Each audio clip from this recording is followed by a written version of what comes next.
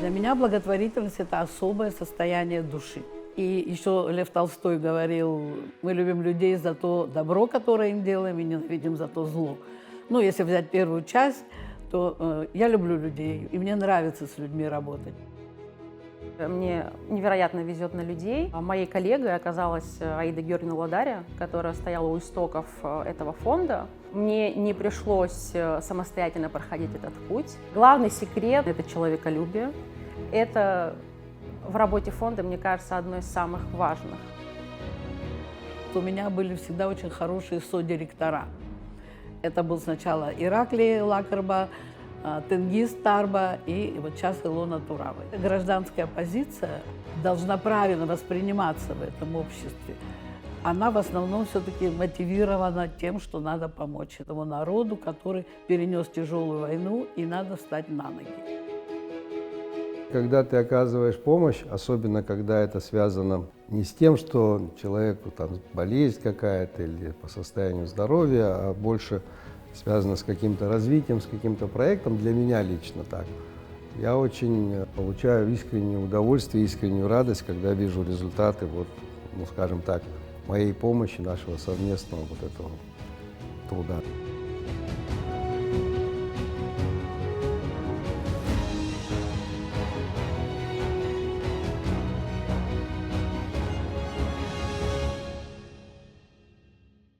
Абреуют дымшиюб, да, говорят. И вот тогда мы со многими знатоками абхазского языка советовались, и вот тогда родилось вот это короткое название Амшра, которое читается и на русском, и на абхазском языке одинаково, и, в общем-то, передает суть нашего фонда «Благодеяние». Амшра – некоммерческая благотворительная организация. Фонд создан по инициативе абхазского бизнесмена Беслана Агрба и его единомышленников в 2009 году. Самое главное, что вот фонд Амшра – это национальный абхазский фонд. Это средства, которые абхазским бизнесменам, человекам, которые имеют возможность помочь своей стране, направляются на цели для нашего государства, нашего народа, наших людей. Это не часто бывает. Я занимаюсь балетом. Сейчас я учусь в Академии русского балета в Санкт-Петербурге. Абхазский общественный фонд развития Амшра финансирует социальные, культурные, образовательные и иные общественно значимые проекты. Беслан Агрба – первый и единственный попечитель фонда. 17 лет мог бы остановиться на первых 2, 3, 5 лет, да, скажем, потому что это его личные деньги. Это не деньги корпораций, и он их отдает. Как он сам говорит иногда, этот проект очень сильно греет.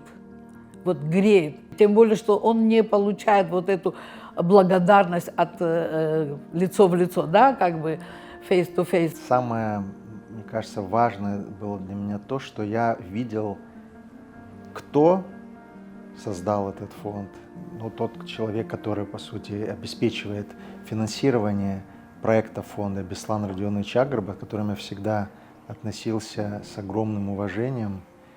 И то, что в составе экспертного совета были люди уважаемые, очень искренне и честно относились и относятся к той работе, которую они делают. Пережив войну в 90-е, Абхазия находилась в тяжелом финансовом положении. Экономика, социальная сфера, образование, культура – все было в упадке.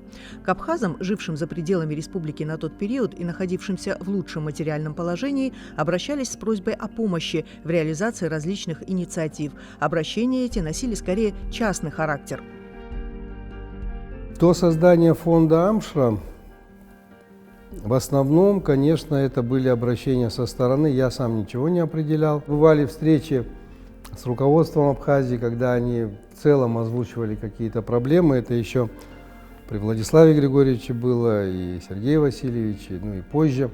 Иногда мы откликались на эти проблемы сами, я откликался, но в целом системной работы я, по крайней мере, не вел.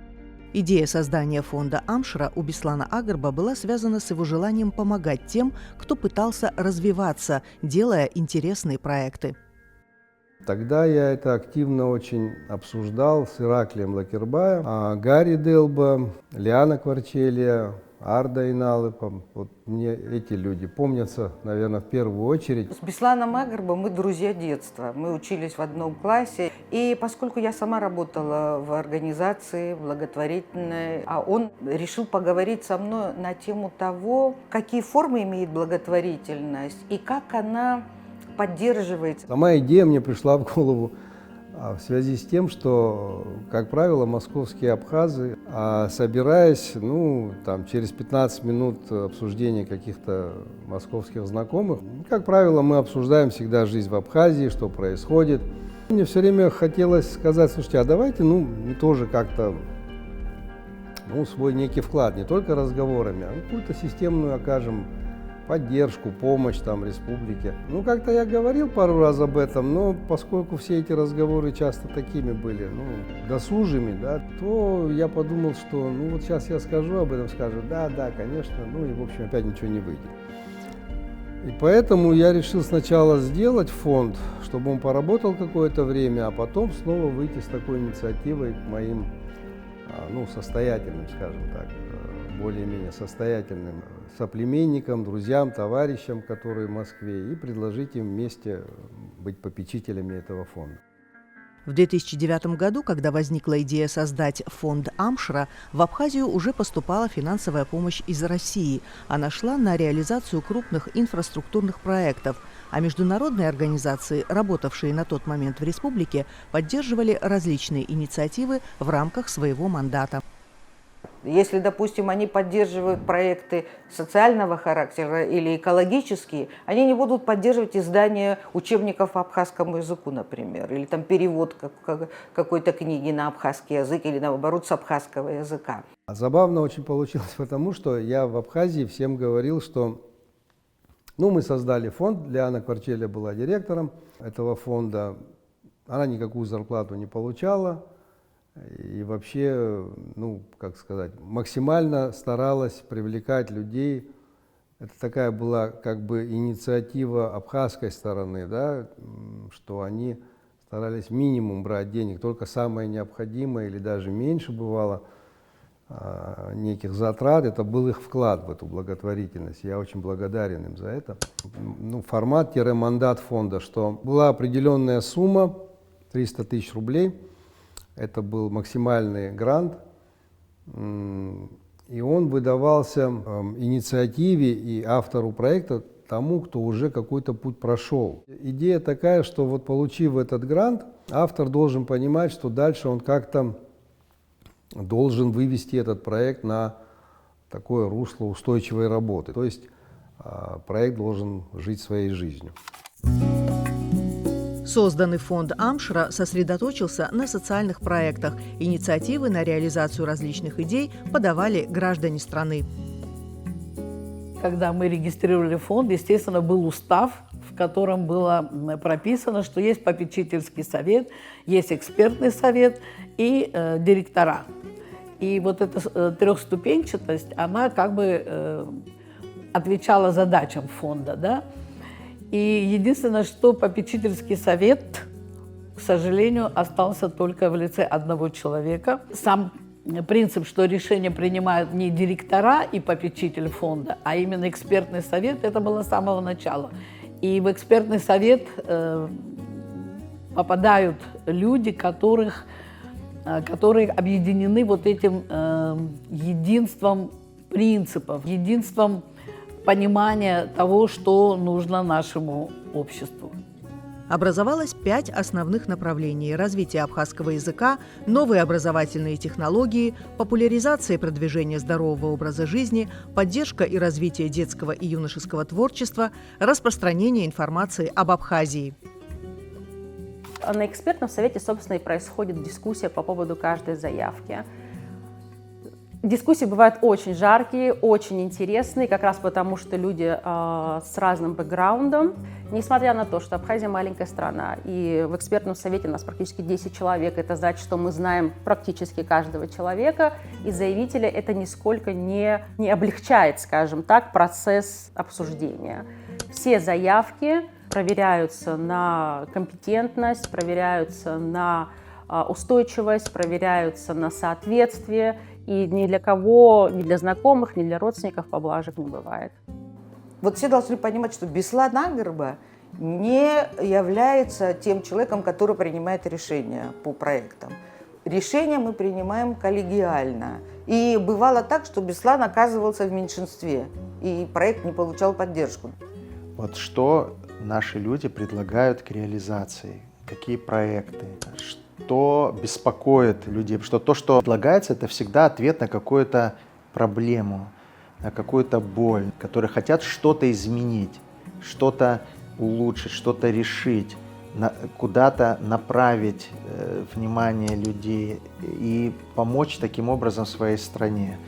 И ты, когда видишь, что людей интересует проблемы окружающей среды, люди обеспокоены состоянием абхазского языка, что нет мест, пространств, где молодые люди могли бы обмениваться идеями, что-то делать вместе, вот коворкинговых вот таких пространств, да, когда ты видишь, что беспокоят вопросы цифровизации культурного наследия Абхазии.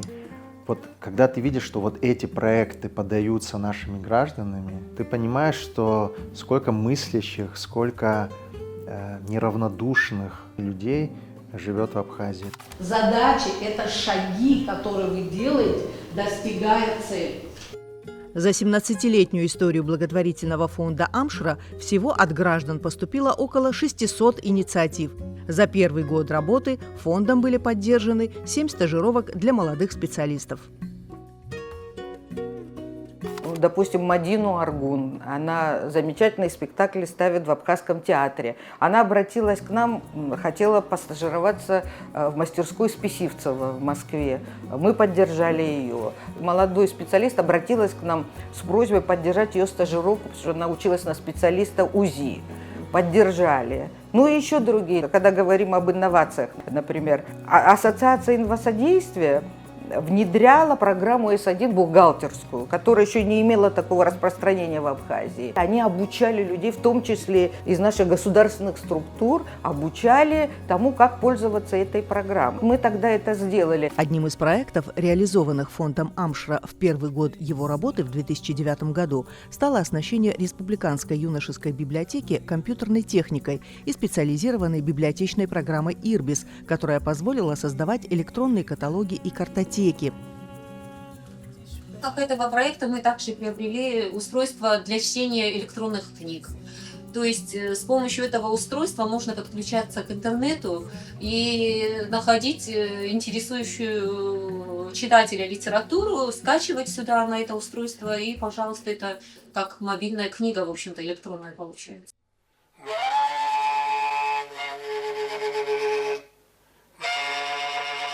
Мы поддержали Ивана Шамба, он собирал песни народные и собрал очень ценный материал. Музыковед, в прошлом главный дирижер и художественный руководитель Государственного заслуженного ансамбля народной песни и танца Абхазии Иван Шамба провел экспедиции для восстановления музыкального фольклора. С помощью фонда были изданы записанные после войны старинные песни. Сборник «Абхазские народные песни. Заметки фольклориста» вышел тиражом 200 экземпляров. Это важно, что вот это он успел задокументировать, его, к сожалению, уже нет с нами, но он успел это сделать, и большую роль в этом сыграл тоже фонд Амшра, который дал ему такую возможность.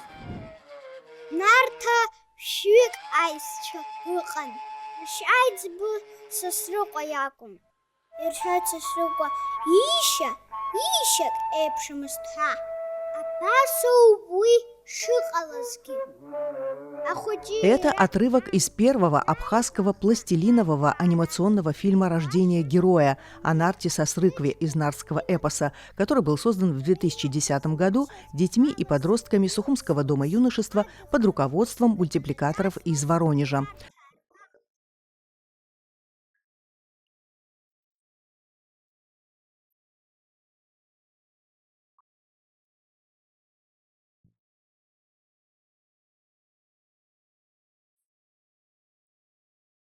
Он был представлен на Международном детском фестивале искусств и спорта «Кинотаврик-2010» в Сочи, где его отметили дипломом «Лучший дебют 2010 года». Затем фондом Амшра была поддержана идея Елены Кубахи, директора Сухумского дома юношества, и Анны Гюригян, педагога и актрисы Государственного русского театра драмы, открыть анимационную студию на базе Дома юношества, которая также была реализована.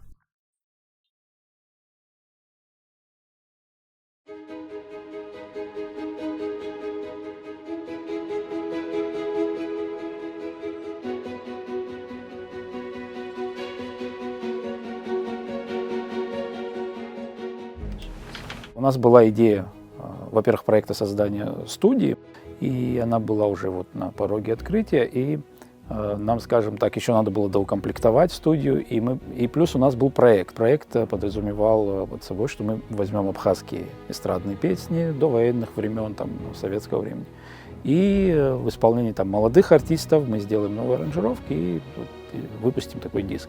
Нам нужен был синтезатор, какие-то колонки, то есть вот какое-то доп. Оборудование. Популяризация абхазской эстрадной классики – еще один проект, реализованный при поддержке Амшра. Сейчас уже по прошествии такого времени можно сказать, что какой-то музыкальный материал уже есть, и новые песни создаются. Но в 2010 году была прям необходимость, потому что были песни, был материал, который исполнялся в советское время. И хотелось, чтобы и молодежь их услышала, и в целом, чтобы песни жили. В студии Ама Рекордс был записан музыкальный альбом, в который вошли 15 популярных в прошлом композиций из репертуара вокально-инструментальных коллективов и исполнителей. Тираж диска составил 300 экземпляров. После реализации примерно первых 10-12 проектов фондом Амшра решили сделать презентацию в Москве. Я собрал моих коллег, московских абхазов, приехали из Абхазии руководители фонда. Когда они вошли, они стали всех благодарить, говорить большое спасибо. Они-то думали, что это все попечители собрались. Но потом я объяснил им, и получилось все-таки сделать так, чтобы кто-то еще стал попечителем фонда, кое с кем говорил об этом, выяснял, а почему все-таки они не хотят. У каждого какие-то свои были объяснения, и еще был мотив такой, что это уже твое дело, ты им и занимаешься, и занимайся. В принципе, принимается. Я к этому отношусь спокойно. Многие из них делают тоже какие-то интересные проекты, оказывают помощь. Поэтому у каждого свой путь.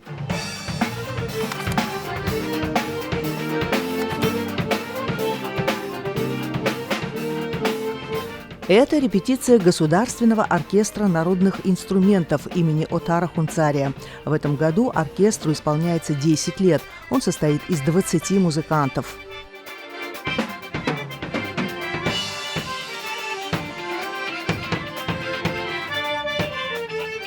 Инструменты мы используем в основном, практически все наши народные инструменты, за исключением всего лишь парочку инструментов. Уа чумгур, уа абхерца, уа абхерцеду, уа ачарпанка и вейпшим, уа айнкагаку и вейпшим, ахама, аюма, абек, саркял.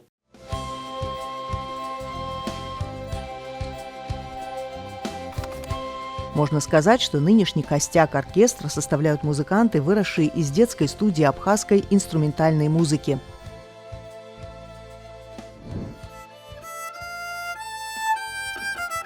Я уже 17 лет в оркестре играю. Я попала на прослушивание к руководителю, он тогда разглядел во мне потенциал. Студия была создана в 2009 году в селе Хуап на базе средней школы педагогом Денисом Арухаа, а поддержал молодого специалиста на тот момент фонд Амшра. Я в Краснодаре учился, Институт культуры.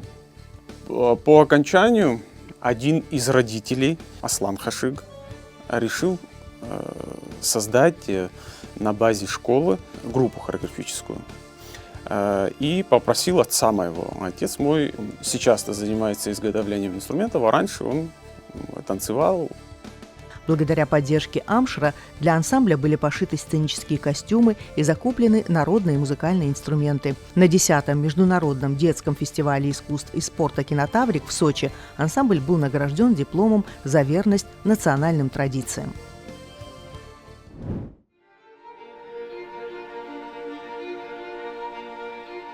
Проект «Горная Абхазия» был предложен фонду Амшра Тенгизом Тарба в 2012 году. На тот момент он руководил отделом информации МИД Абхазии.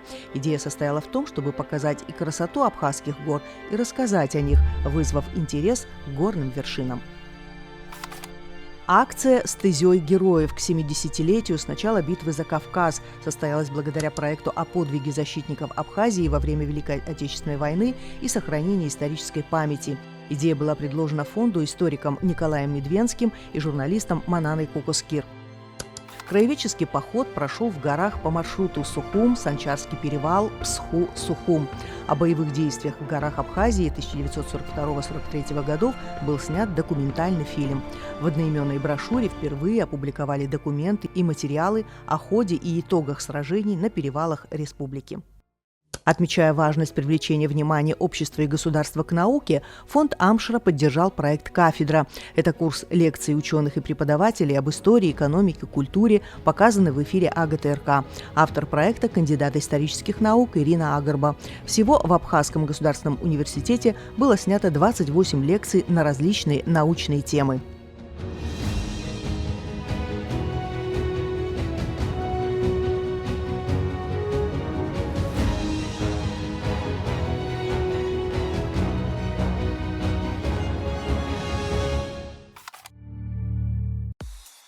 Это мастер спорта по самбо Анастасия Погосова. «Я – общество» – проект журналиста Розиты Герман, руководителя телестудии «Асарки», был реализован при поддержке Амшра в 2012 году.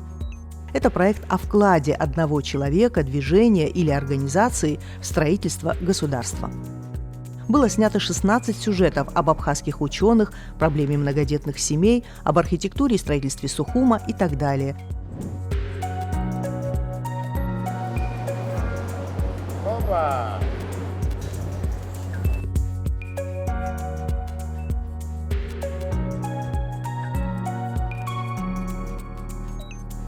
Северная птица, ортодоксально северная. Но в любом случае пингвины в Абхазии не водятся, поэтому милости просим, господин иностранец. Художник-скульптор Архип Лабахуа периодически проведывает своего пингвина-философа, который появился на столичной набережной благодаря поддержке Амшра. Скульптура довольно быстро стала популярной среди горожан и гостей Сухума.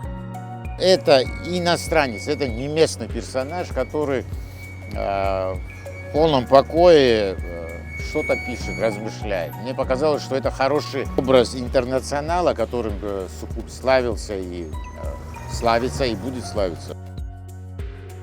Захотелось какого-то такого каждодневного небольшого маячка, равновесия. Любое философствование, и в том числе и творчество, оно предполагает какой-то покой, физический в том числе. Отсюда, собственно, и вот эта спокойная композиция. То есть руки на столе, голова опущена. Так он более собран. В разные годы Амшра поддержал инициативы по изучению и популяризации абхазского языка. Это одно из основных направлений фонда.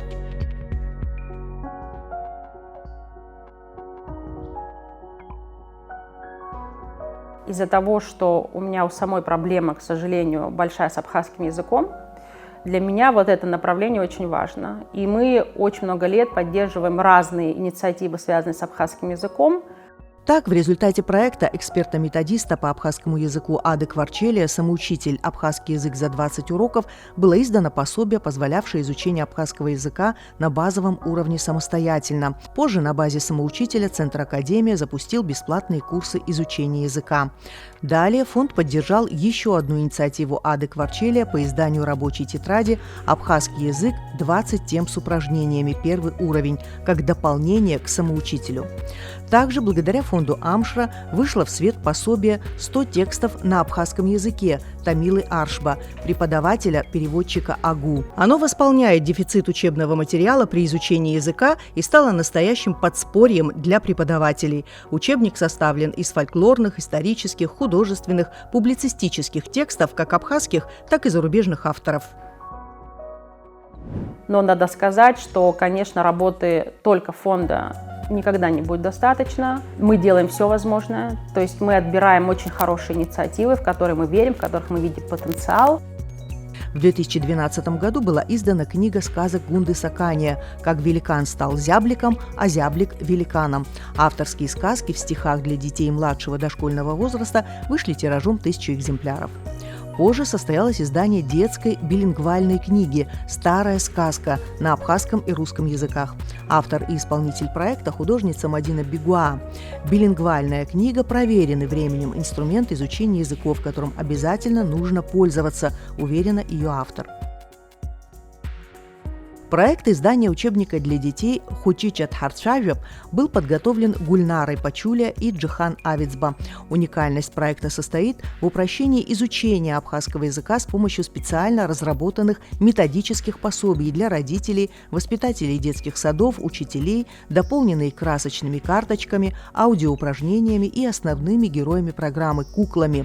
Было напечатано 700 экземпляров книг для детей и 300 для учителей.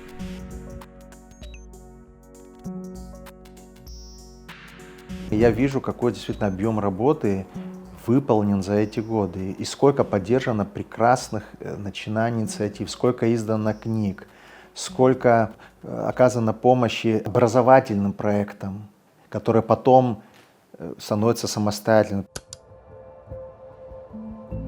В 2017 и в 2018 годах фондом была поддержана идея Евразийского противоракового фонда «Неделя ранней диагностики рака». Согласно статистике, при обнаружении болезни на ранней стадии пациента можно вылечить в 90% случаев.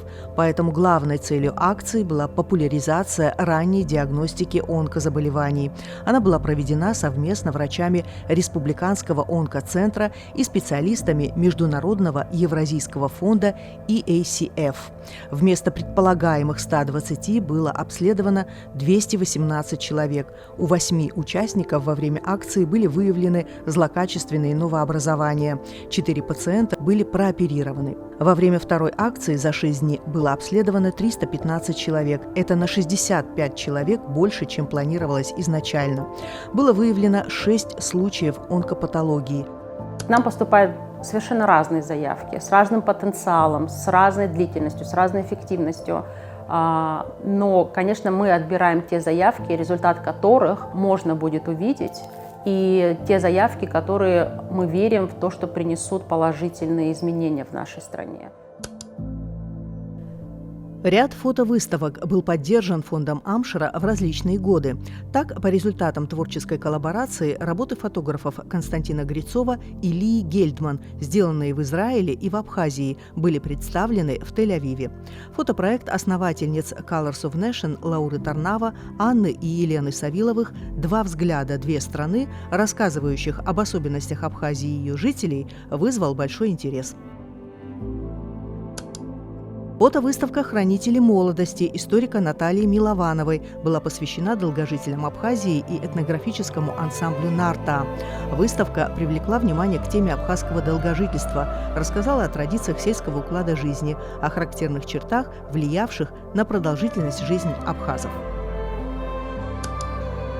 Фотоконкурс «Абхазия в фокусе» из 20 в 21 Фаины Кондратьевой объединил снимки разных жанров.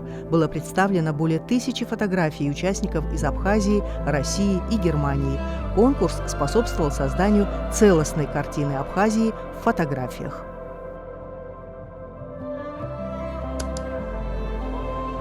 Проект по сканированию фотопленок «История сквозь время» был предложен фонду этнографам, ветеранам Отечественной войны народа Абхазии Мариной Барциц в 2018-м. Работа включала в себя обработку, систематизацию и повышение качества фотографий с 1985 по 2005 годы. Этот уникальный фонд фотохроники создан для дальнейшего использования в работе Абхазского института гуманитарных исследований, представления на фотовыставках и издания в виде тематических фотоальбомов. В фотохронику также вошли редкие любительские военные снимки, такие как форсирование реки Гумста, объединение двух фронтов, фотографии участников Отечественной войны и так далее.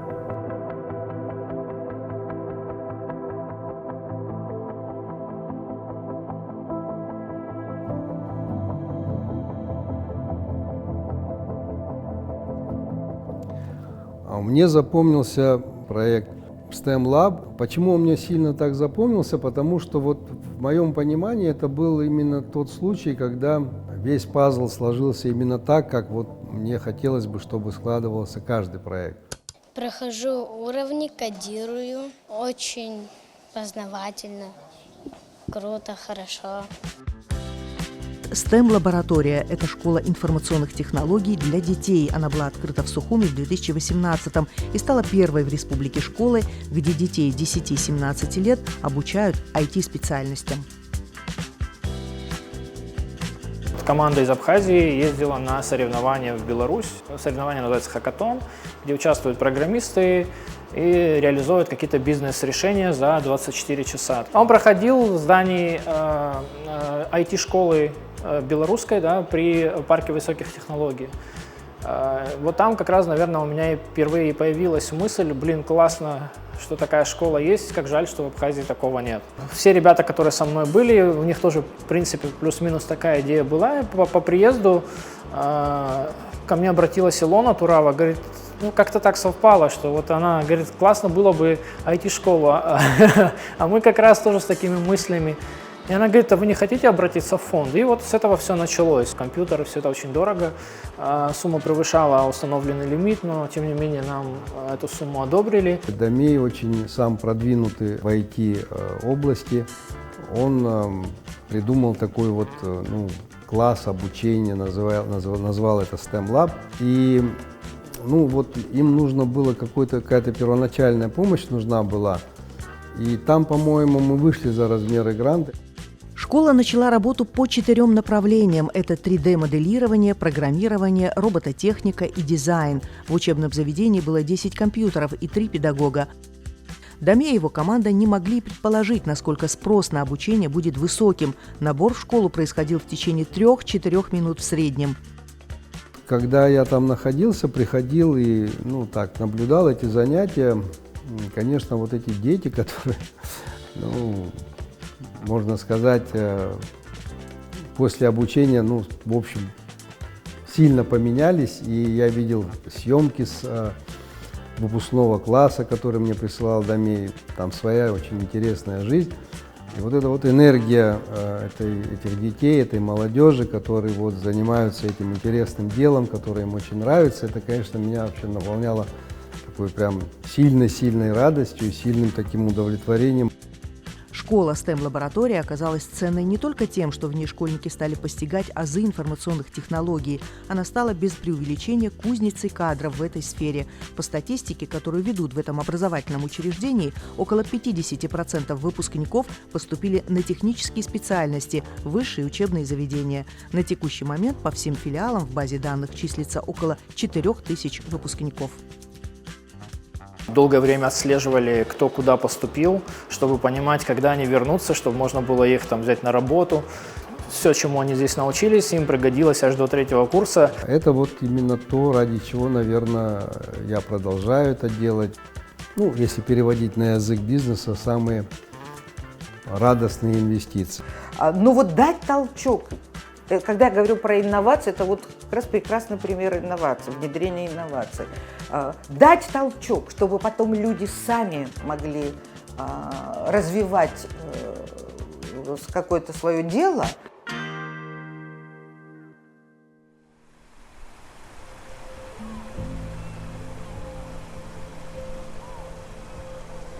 Мы даже провели какой-то момент соцопрос, я помню, который нам показал, что знают, но большая часть, абсолютно большая часть людей вообще не подозревают о существовании крепости вообще в черте города, тем более в таком месте. А те, кто знает, уже давно забыли, что здесь происходило. Состояние, конечно, было достаточно плачевное, потому что заброшенное. Не потому что кто-то намеренно здесь целью имел что-то разрушить здесь, но просто была заброшенная территория. Большая часть раскопов были в зарослях. Какие-то актуальные раскопы на тот момент, конечно, велись, не прекращались, но большая часть территории, конечно, была абсолютно в таком плачевном состоянии.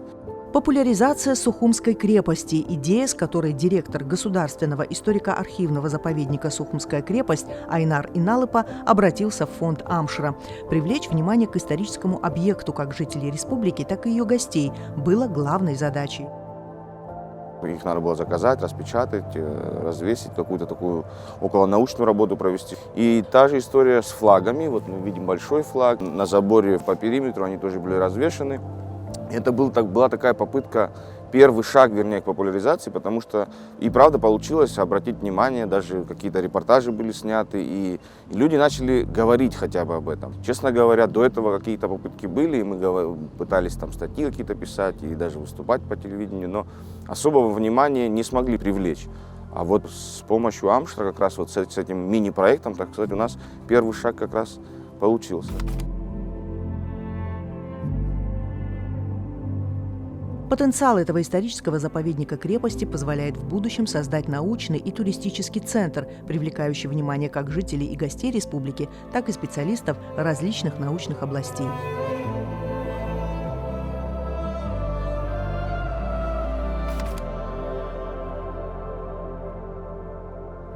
Великая Абхазская стена, этот памятник очень объемный, грандиозный. Докопаться до истины о времени возведения этого памятника, о функциях этого памятника до сих пор окончательно не открыты. О тайнах Великой Абхазской стены писали в своих трудах первый археолог Михаил Трапш, а также Иосиф Адзенба, Юрий Воронов и многие другие. Письменных источников, связанных со строительством объекта, не осталось, потому ученые работают с материальными источниками, которые обнаруживают во время археологических раскопок.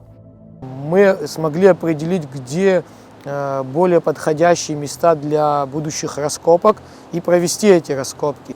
Я и мои коллеги Дмитрий Авицма, Дмитрий Счастный, которые ходили с нами, участвовали в этих раскопках, мы более чем убеждены по данным нашего материала, что Великая Абхазская стена строилась в период расцвета Абхазского царства.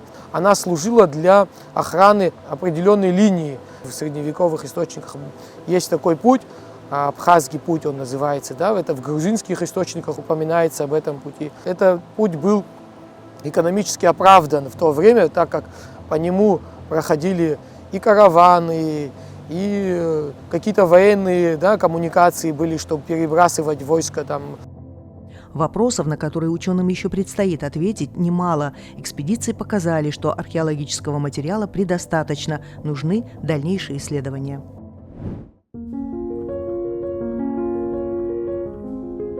История одной картины для меня любимый проект. И родился этот проект в такой сложный период, была пандемия. Театры, музеи, выставочный зал, все было закрыто. И так важно было удержать вот этот диалог со своим зрителем. Поиск новых форматов со зрителем привел Эльвиру Арсалия, директора Центрального выставочного зала столицы, к идее создания видеоистории одной картины. Многие музеи в мире ее реализуют, но не было абхазской истории. Мы это делали совместно с Государственной национальной картинной галереей, и мы обратились в фонд Амштра. Во-первых, для нас это было спасение остаться в такой в своей коммуникации. А во-вторых, вы знаете, все, что мы сняли, это более 20 историй. Сегодня мы имеем архивный материал, картин которых нет уже. И поэтому в тот период мы не знали об этом, что картинная галерея может потерять свои фонды. А сегодня это практически почти единственные материалы, где это уже отснято.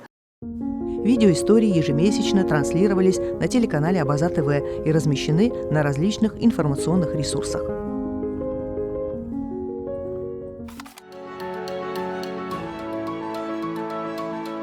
Серия программ «Культурного перекрестка» была посвящена историческим местам и теме сохранения нематериальной культуры. С гостями программ говорили, к примеру, о необходимости принятия закона о нематериальной культуре, запустив дискуссию на эту тему.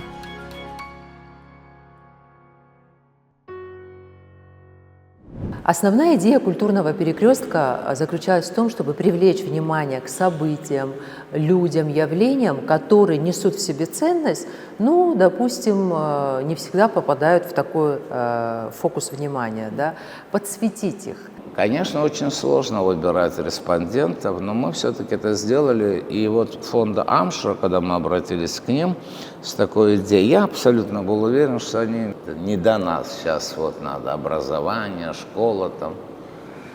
Они долго думали, и вот я могу сказать, вот 3 сезона культурного перекрестка практически они проплачены. Про нарский эпос, про музыкальную, допустим, аутентичную музыку. Вот мы приглашали руководителя оркестра народных инструментов Дениса Аруха.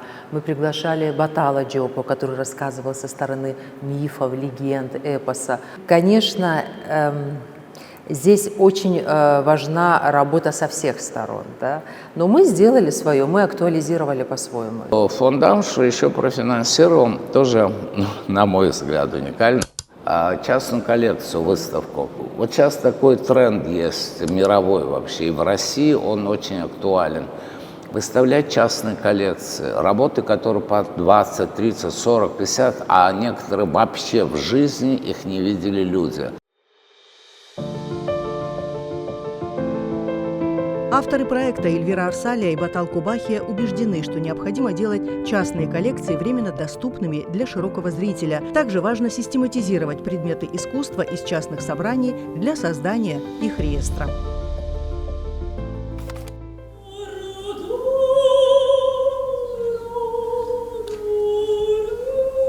Конкурс наш расширяется. Появилась новая номинация в конкурсе. Это номинация «Искусство ансамбля».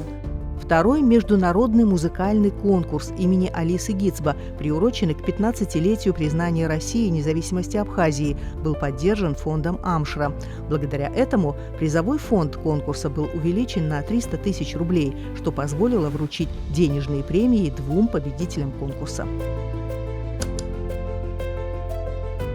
Сегодня у нас небольшое, но очень долгожданное мероприятие. Проект «Сухумский модерн» был предложен фонду Амшра архитекторами Сабиной Агарба и Ланой Чхинджерия.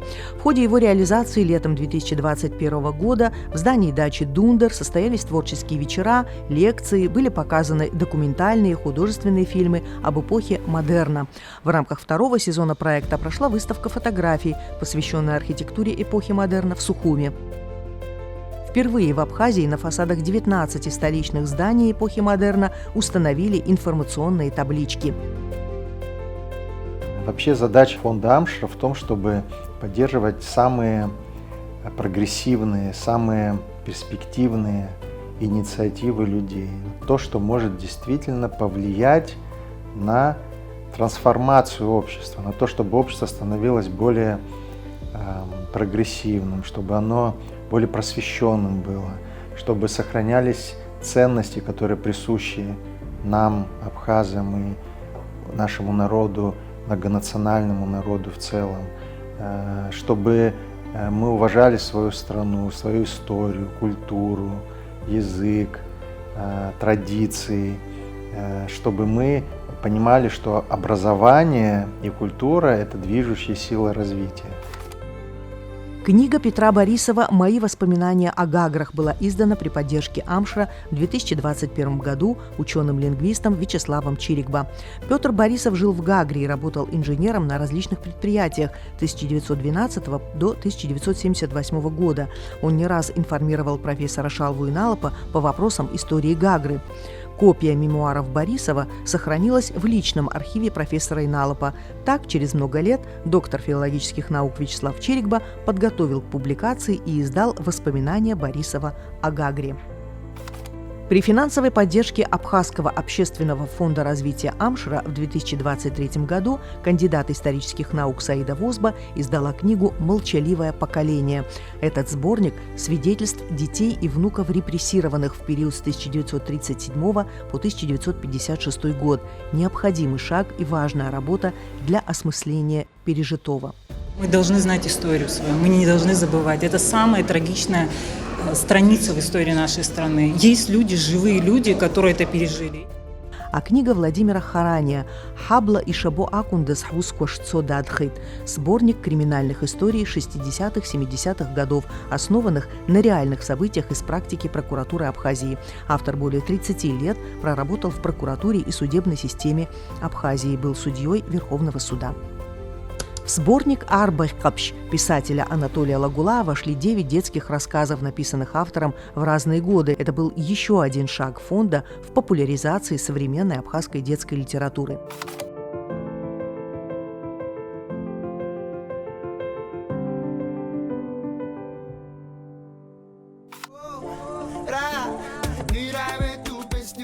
Пожалуй, один из самых популярных проектов фонда – музыкальный альбом «Райда». Абхазские музыканты Надир Джинал и Тимур Пачкория работали над ним около года. Это стало важным шагом в популяризации музыкального наследия в современной версии.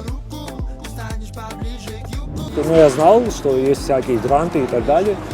Друзьям сказал, что имейте в виду, если там какой-то грант будет прикольный, мы бы поучаствовали. Потом мне там буквально через 2 недели рассказали про фонд Амшра. Я, в принципе, так поверхностно знал о нем. Рассказали про фонд. Перешел на сайт, как бы все очень просто оказалось.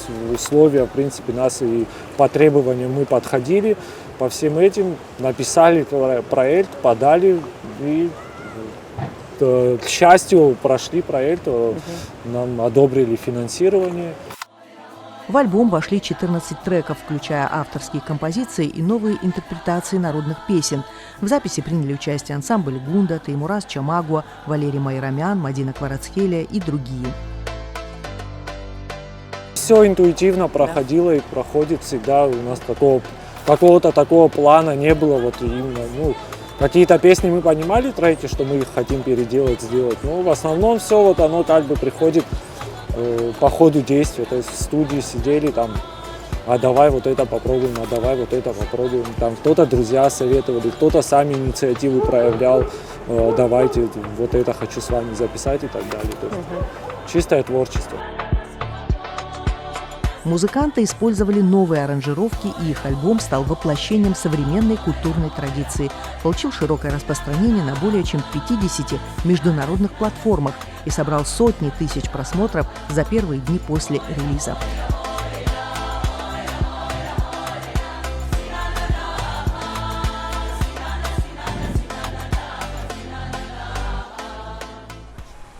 Когда фонд Амшра только начинал свою работу, была надежда, что он разрастется, возможно, станет международным. Но как-то вот не получилось, и Беслан Радинович Агарба остался единственным попечителем нашего фонда. Ну, это, в принципе, сказывается только на сумме, которую мы предлагаем нашим людям, да, нашим благополучателям. Я все еще надеюсь, что, может быть, как-то другие люди тоже поддержат работу фонда, чтобы бремя по финансированию вот таких идей не ложилось только на плечи одного человека. Вот мы в экспертном совете все бесплатно работаем уже много лет, но мы понимаем, что есть у нас люди способные, профессиональные, талантливые, поможет внедрить какие-то современные программы, связанные там, с цифровизацией и так далее. На этом этапе пока, во всяком случае, у нас увеличился грант, он теперь до 600 тысяч. И на этом этапе мы думаем, что вот анализ показывает, что фонд уже подходит к тому моменту, когда он сам тоже может инициировать проекты. Но по регламенту фонда члены экспертного совета не могут представлять свои проекты. А вот чтобы фонд инициировал какие-то проекты, мы с Илоной, содиректором моим, думаем об этом очень серьезно, с Бесланом Родионовичем об этом говорили. Нам надо думать все-таки вперед. И мы думаем, что фонд будет сам инициировать, продолжая, конечно, поддерживать и социальную инициативу. Более 100 идей было поддержано фондом Амшра со дня своего основания.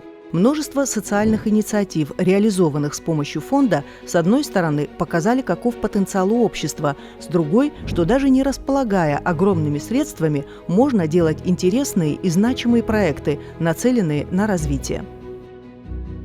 Вот эти импульсы, которые исходят из общества, сами по себе свидетельствуют о том, что мы, мне кажется, все-таки на правильном пути. И у нас есть энергия в обществе, которая позволит нам укреплять наше государство, позволит нам развиваться и сохранить себя. Вот это мое наблюдение. Это видеть результаты от тех проектов, которые мы поддерживаем, как положительно они влияют на всю страну, какой эффект они имеют. И это фантастическое, просто фантастическое ощущение. Это, собственно, почему я здесь и работаю. Благотворительность поощряется государством, говорит мировой опыт. Как можно стимулировать бизнесменов к занятию благотворительной деятельностью? Мы бы хотели вдохновлять своим примером людей, у которых есть такая возможность. И, скорее всего, если бы закон о благотворительности был бы доработан, и для людей, у которых есть такая возможность заниматься благотворительностью, были предоставлены бы какие-то более благоприятные условия, то, наверное, это бы поспособствовало тому, что количество фондов, финансирующих талантливых людей в нашей стране, увеличилось бы. Большое количество важных для развития страны идей, поддержанных фондом Амшра за свою 17-летнюю историю, безусловно, внесли значительный вклад в развитие страны и гражданского общества. Фонд продолжит работу в этом направлении, развивая историю большого дела.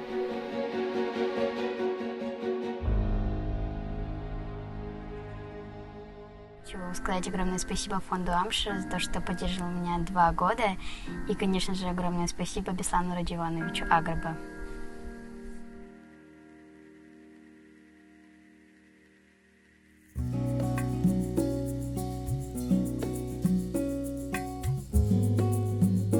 Абхазский общественный фонд, который поддерживает абхазские проекты. Это цивилизованная форма поддержки грантов, когда не просто выплата за какого-то проекта идет, а есть конкурс. Вот эти маленькие проекты как раз-таки, скажем так, закрывают многие потребности. Что мне нравится в Амшире? Они дотошные. Я немножко обиделся. Вроде бы мои друзья столько вопросов мне письменных задали. Возмутился, но я им благодарен, потому что мне пришлось написать, и какие-то вещи я сам понял. Чудесные люди, очень умные, знают, что хорошо, что плохо, умеют рисковать. Огромная благодарность фонду. Я думаю, она будет не только от меня, а еще от 4000 детей.